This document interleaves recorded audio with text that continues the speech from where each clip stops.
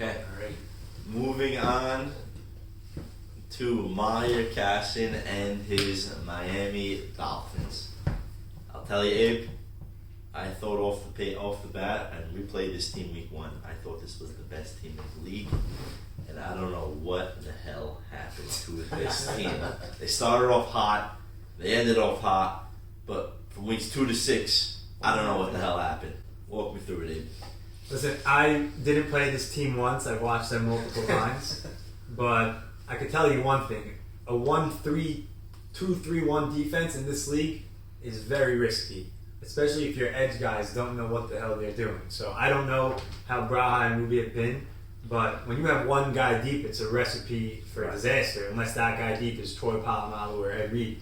And Meyer's good, but I don't think he could cover the whole deep zone alone. He may be creative with his defensive schemes, but we played them week 1, and this is pretty much how they played. Mm-hmm. I think they've been consistent with this alignment all year.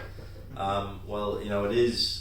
You did mention how could that survive, right? They did lead the league of all playoff teams with 21 points allowed.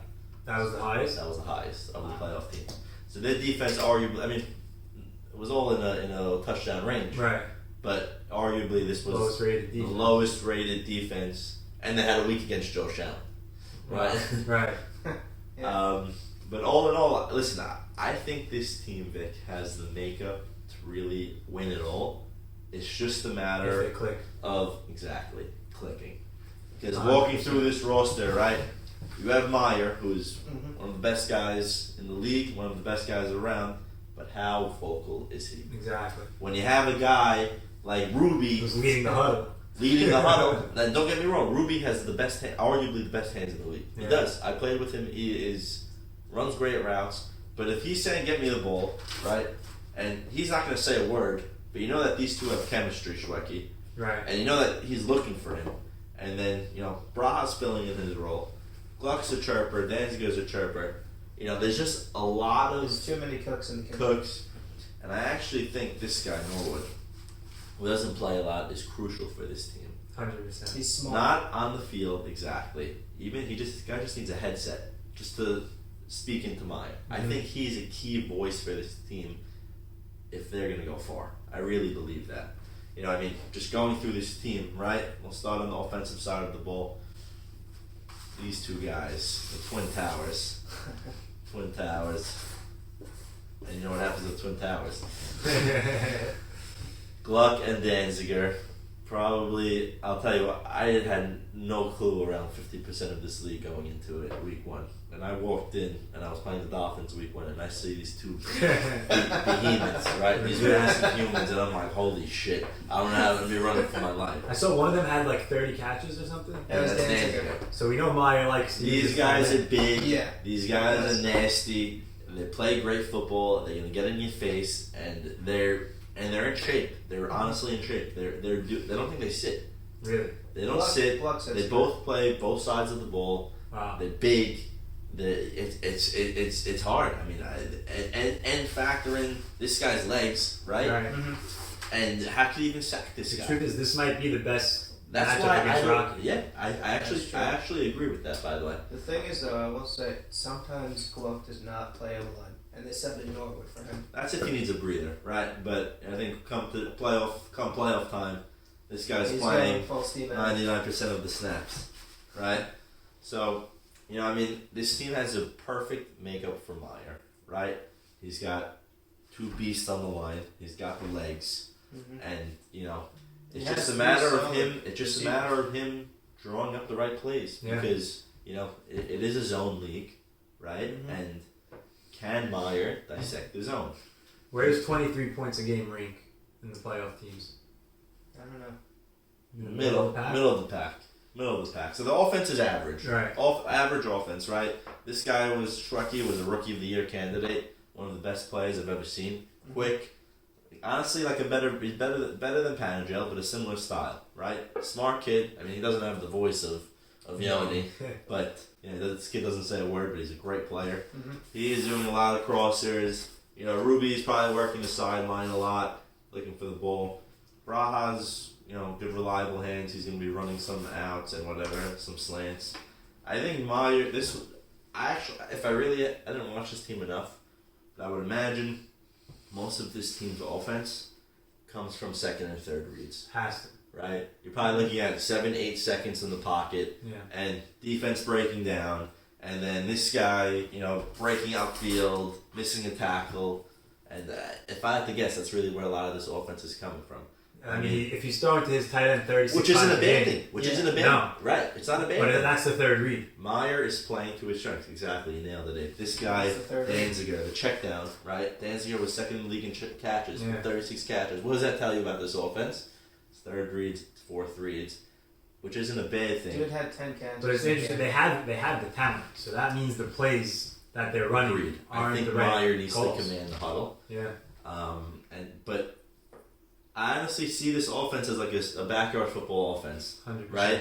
Get open, find the soft spot in the zone, let Meyer make one or two guys miss, let these guys, give everyone a tough time. Give everyone a tough time.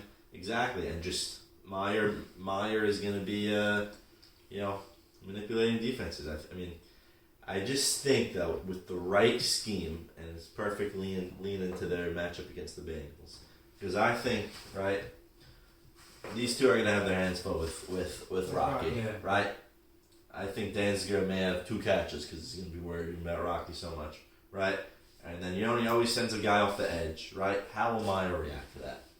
And I think that's the key to the game. And I think, Meyer is going to need to step up. I think he is. He had a great year last year. He's having a great year again this year. But I think, and I think he will. He will. But I just feel like with the right defensive scheme, I think the Dolphins could be in trouble, and that could be why, right? They went 4-3 with this type of roster. Because this is a Super Bowl roster. It is. And they won week 1, they won week 7, and then throughout the league, pre-ring, half-ring. Okay. And they beat the Bengals with Joe Shalom as their quarterback. Right. By the way, they only scored 13 points against the Bengals without Rocky. Yeah. Without Rocky. Yeah. So Yoni obviously kept him in check. Mm-hmm. He did. So, I just think that they have too much.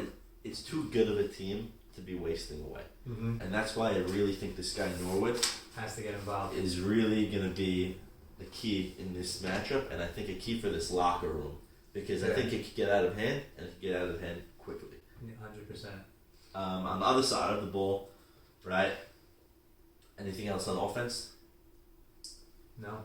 If Schwacky catches the ball and he has space, he's most likely getting a touchdown. Their way to beat the Bengals is you have Danziger block Rocky on the first trip and Gluck follow behind him. Right. Because he's going to pass you. Rocky's going to get past like a little stagger, you know what I mean? You can even have Danziger lining up as a fullback, by the way. No, but the way he likes to use Danziger, so if he puts Danziger as his first blocker, and Yomi's never actually in the middle of the field on defense. If you watch him, he's playing around the line, he's moving. Because he's sending these guys Exactly. in, So his way to win is going to actually be to hit Danziger in the middle of the field.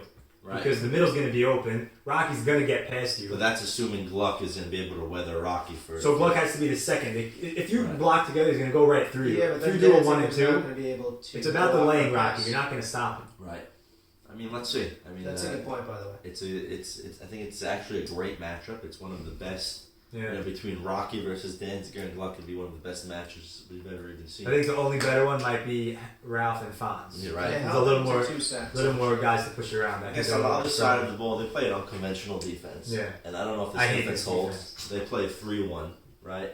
And these two are pressing in, right? Yeah. Danziger and Gluck, they're pressing in. They wrecked havoc, by the way, in that game. These guys, the key to them, by the way, I'll make a little hand here. These guys block passes. These guys are they're 6'2", and they have a 7'5" wingspan. Yeah. Right. So to have any quarterback throw over them, you're gonna have to line up 20 feet back. These guys probably block at least 3 passes a game. They don't get a lot of sacks, but they get the pressure. Exactly. Mm-hmm. Their mark is made on the field. The quarterback is rolling left, rolling right, off balance throws over 2 hands, right? So, I think the Dolphins could honestly afford this type of defense 100%. with this, but I still think there's so many holes, right? I'll tell you what, honestly. This is a dead spot. There's only 2 teams that they could play this defense against in the playoffs, and I think it's the Bengals and I think it's the Cowboys. Because you can't do it when you have Robert going deep. You can't do it against Zachy and Siegel. You're saying Shimmy's arm. I think he has a decent ball. He has a decent ball, but if these guys are getting pressure, Meyer could read him, and I think, I wouldn't play this defense, but I think they have a shot. And I don't know how well he's communicating here. Right, exactly. To tell them to come up, come back, right? Because that's really the key of this defense. Because this guy's really a roamer. Yeah. This guy has a high IQ. He even comes in sometimes, right? Yeah. He's floating in the middle of the field, so it's really up to Meyer communicating to Ruby and Braha. Do you think whether or not they got to come up and down? Would the defense be better if Schwecki was playing safety? It's a good question. He does have more center field speed, right? Yeah. But he might be containing. And also the communication is key, because Meyer's got to be screaming at these guys whether or not they got to come up or come down. Mm-hmm. I don't know if Schwecki has that in his arsenal. Right. But this guy even comes in. I think he even got a safety against me one time. This guy blitzes sometimes. So they're about pressure, and they're hoping their defense could contain. Correct. They're not giving you time. This defense cannot maintain a 7-second right, play. Exactly. They got to get in and force the ball out. And if the O-line could contain this immediate rush, and you're dealing with a 6-7 count, done. Cooked. 100%. Cooked. Mm-hmm. And honestly, looking against the matchup at the Bengals, you're playing against a Bengals defense, right? Who is going to limit you to 2 touchdowns max, right?